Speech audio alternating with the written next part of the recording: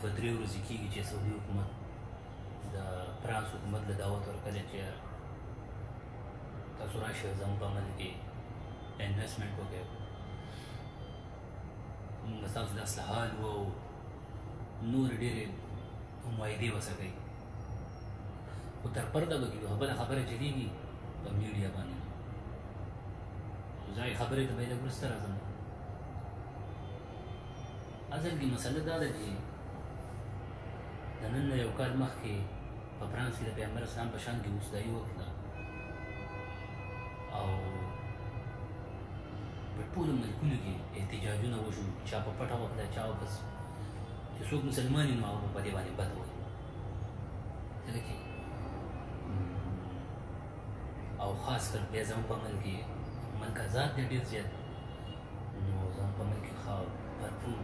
احتجاجونه وشو او دغه وشوه ځکه دا زموږ حق دی د مسلمانانو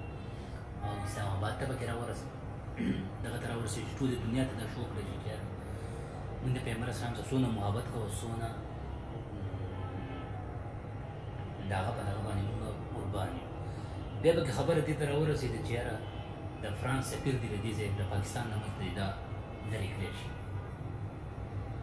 په هغې باندې حکومت هغې ته جوړ نه شو، د پاکستان حکومت او په هغې تحریک لبیک والا د دنیا ټول چې دا و چې کوم مشران وه جیل ته لاړل، چې هغه جیل ته لاړل نو څه ټایم پس بیا راازاد کړم شو، خبره لږه دفه شوه. چې دفه شوه اوس دغه د سعودي حکومت که تاسو خیال وکړئ دغه کسو په فرانس کې ګستایي وشوه دې ورته ټیک وویل. نن که تاسو وګورئ سعودي عرب کنې مونږ وایو چې زمونږ سعودي عرب ځان ته د مسلمانانو د ملکونو زره مسلمانانو د ملکونو مشر دی، چې ته مشر یې ټیک ده دا خبره مونږ وموزه چې دی دا سعودي عرب زمونږ ټول چې څومره دغه کوي سعودي عرب یې کوي. نو آیا دونه خو بیا هم لږ د احترام خو کوه چې به کوم دی کې د پیغمبر اسلام روزه مبارکه ده، کوم دی کې زمونږ دغه دی او تو دغه فرانس صدر راولي دې ملک ته راولي دا ډېره ناجایزه ده، ډېره زیاته سعودي حکومت دا ډېره زیاته ناجایزه کوي. ځکه دا نه ده پکار که ته پخپله تللی وې فرانس ته او هلته دې دا معاهدې کړې وې نو هم به ټیک وې، خو دلته راوستل دا ډېره زیاته لکه بده خبره ده. دا د یهودیانو یو ګیم و هغه په هغې کامیاب شو چې وګوره مونږ څنګه کوو، تاسو ملکونه احتجاجونه کوو، مونږ لاړو چې چا په شان ګستاخي کړې وه د هغه روزه مبارکه چې په کوم ځای کې ده د هغو ملک ته لاړو نو په هغې کې هغه کامیاب شو. سعودي حکومت بیا دغه نه دی راایستې، هغه مسلمانۍ نه دی راایستې، هغه اصل کې په یمن کې چې کومه جګړه روانه ده نو کوم چې د مسلمانانو ملکونو اتحاد کړی دی فوجیان چې کوم دي نو په هغې کې ولا هغو صحیح جګړه نه کوي، ځکه چې یمن هم مسلمان دی، دلته مسلمانان فوجیان هم دي، په خپل منځ کې ورته جګړه وکړي او ولې وکړي. اصل مسله دا ده چې په جګړه ولې دې لپاره کوي چې یاره که یمن کې حکومت کامیابېږي نو دلته د پاچاهي ختمېږي،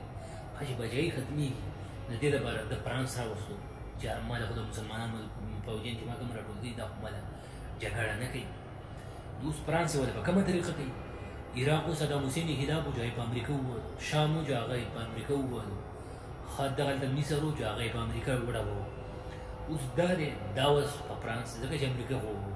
کېناسته اوس دونه زور یې نشته، اوس دا به فرانس باندې وایي. نو فرانس په کومه طریقه کوي؟ په یمن کې به هسې کومه فارموله چلوي؟ دا اوس مخکې د دې اندرونې دا به اوس وروسته راوځي فارمولې چې یاره فرانس په کومه طریقه باندې آیا ډې وله دو ورکوي، آیا د نور څه د فوج راوړي یمن کې وله دغه کوي،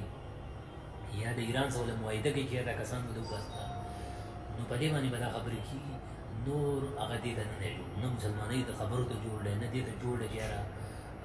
څه به کېږي چې یاره نو چې دا به څه کېږي. ښه دویمه خبره ده دونه ناروا نه ده پکار، ته به تللی وې خیر هلته به تللی وې دا معاهدې به دې کړې وسه کوې، دا معاهدې هلته هم کېدي دلته یوازې نه کېدي. او ته د مسلمانانو د مسلمانانو به څه سوچ کوي چې را سعودي څه کوي؟ یار اصل کې مین پوینټ دا دی ټول مسلمانان ملکونه به څه سوچ کوي چې د سعودي آیا پیسو ضرب رایستی که نه نور څه رایستی خپل معیشت رایستی دی که نه نور دا د یهودیانو ملګری دی یا د دغه عیسایانو ملګری شو او آیا دې کې څه دا دغه ورته هم نشته د کنې دا لحاظ اوس هم نشته چې یاره دغه کس د دغه فرانس په دغه کې ګستاهي وشوه او تا نن راوستو دونه ټیم هم نه دی شوی یو کال هم نه دی شوی او تا راوستو او دعوت دې وله ورکړو چې یاره ته راشه او زما عمل کې انویسټمنټ وکړه او دغه وکړه نو کم از کم لږ شرم به پکار و سعودي حکومت ته چې دونه ناجایزه نه وي د مسلمانانو ملکونه به اخر سوچ څه کوي سبا که دغه فلسطین را ایزار کړی دی خطا ورڅخه نه شوی دی عراق یې را ایزار کړو که سبا ته را ایزار کړي ته به څه کوي چې ته اوس نن ملګرتیا کوې او پخپلې راولې او سبا دې را ایزار هم کړي نو آیا دې ته به څه کوي بیا به ته څه کوې مونږ ته اول دا لاره وښیي آیا ته بیا هم